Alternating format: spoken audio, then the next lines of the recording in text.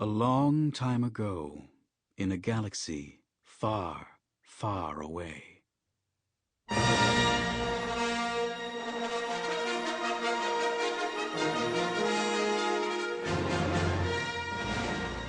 Random House Audio presents Star Wars: Tatooine Ghost by Troy Denning.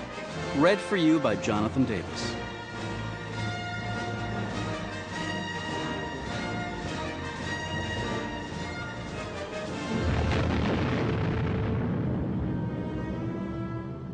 Leia Organa, newly Leia Organa Solo, sat behind Han and Chewbacca on the flight deck of the Millennium Falcon.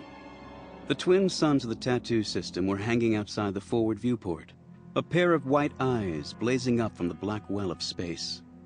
Like all twins, they were bound together by a tie as unpredictable as it was powerful. Sometimes the bond boosted their luminosity far beyond that of two normal suns.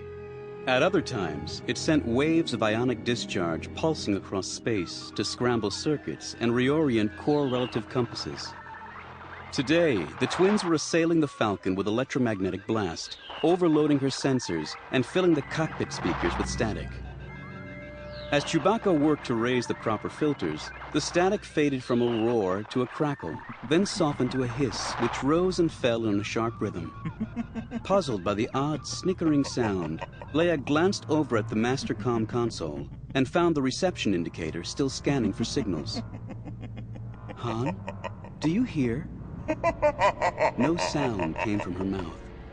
The snicker became a deep chuckle, and the nebula of black gas began to gather in front of the Falcon. Han showed no reaction to it. Neither did Chewbacca, even when it coalesced into the cowl of a Jedi cloak. Han, don't you see? Again, her voice made no sound.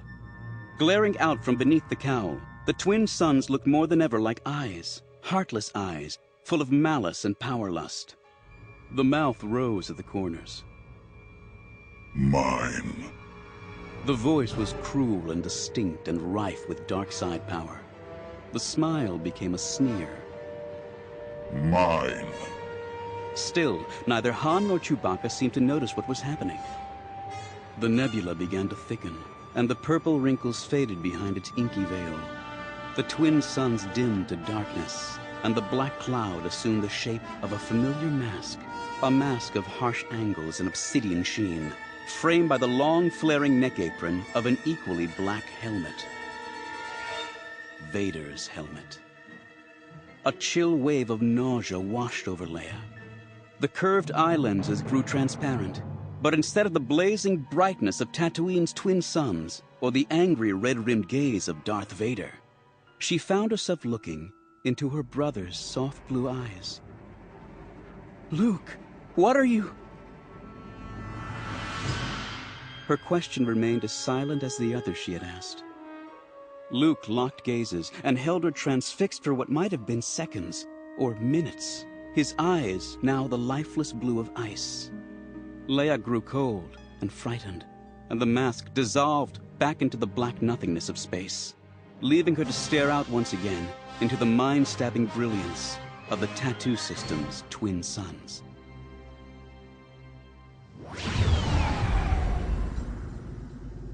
Instead of bed, where she usually awoke from her dreams, Leia found herself slumped forward in her crash webbing, ears hissing with static, and eyes aching from the glare of two G-class suns.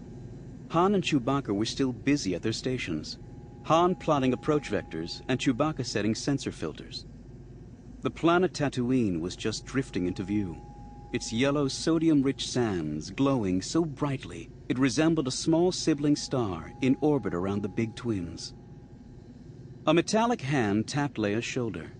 She turned to see C-3PO's photoreceptors shining at her from the adjacent passenger seat. Pardon me for asking, Princess Leia, but are you well? Don't I look well? Oh dear. Why, yes, you do look as splendid as ever, but it seemed for a moment as though you might have overloaded your primary circuits. My circuits are fine. I'll need to confirm that later. Han twisted around and glanced over his seat, with the same crooked smile that had alternately charmed and worried Leia since their first meeting on the Death Star. Princess? Oh, really? Leia straightened herself in her chair without fully realizing she was doing it. And you think you can read my schematics? Sweetheart, I know your schematics by heart.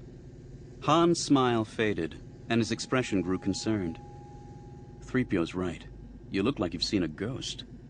Something like that. A bad dream. Han regarded her a moment longer, then shrugged. Until the sensors come up, we need to keep an eye out for other traffic. Leia gazed out the canopy and began to search for the rapidly swelling silhouette of blocked starlight. That would mean an approaching vessel. Her thoughts remained focused on the strange dream. It had a similar feel to the Force vision she had experienced nearly 5 years earlier at Bakura, when her father had sent an apparition, begging for the forgiveness she would never, could never, grant. Han's hand rose into view between the pilot and co-pilot's seats, pointing toward a blocky silhouette floating some distance to one side of Tatooine's yellow disk. That's too square to be a moon, Han said. How about those filters, Chewie? An impatient rumble suggested that the Wookiee was still struggling with the filters. Anyone else might have been frightened, but Leia found the groan reassuring, a touch of the familiar in a time of shifting alliances and random annihilation. When she had married Han 6 months ago, she had known Chewbacca would be an honorary member of their family, and that was fine with her. The comm hiss finally fell silent as Chewbacca found the right combination of filters. He brought the sensors up, fiddled a moment longer, then let out a startled rumph. The mass calibration is off, Han said. That reads like a Star Destroyer. Chewbacca ooralled indignantly, then sent the data readout to the auxiliary display beside Leia's seat and glanced back for her affirmation. She had to look only a second to see that he was correct. 1,600 meters, 6 comm bands in use, and a TIE squadron circling on station, Leia said, feeling a little sick and worried. I don't know, Han. The mass calibration looks fine to me. As she spoke, the Falcon's computer found a profile match in its military databanks and displayed the schematic of an Imperial-class Star Destroyer. Below the image appeared the vessel's name. The Chimera, Han read. Isn't she still in service to the Empire? As of 2 months ago, she was one of their most efficient destroyers. Leia did not need to look up the information. The death of Warlord Zinji 8 months earlier had emboldened the Imperial fleet, and the Provisional Council had been mired in war minutiae ever since. Admiral Akbar has been wondering what became of her. Deserters? Han caught her eye in the canopy reflection. Another captain wanting to set himself up as a warlord? Please, no. The situation out here is already too confused.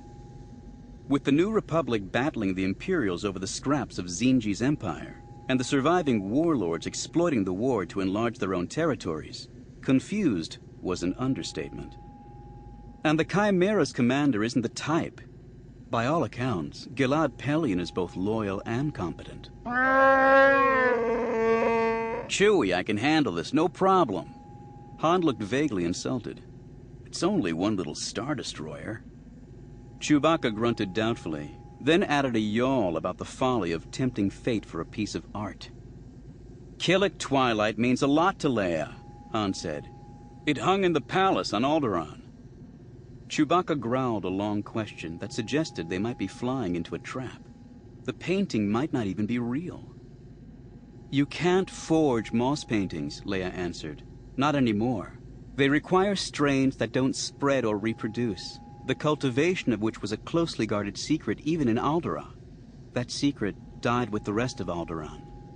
You see? Han asked.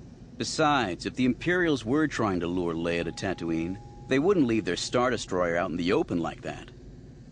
Han pointed at the tiny silhouette of the Chimera, which had started an edgeward drift across the canopy as the Falcon eased past it toward the planet.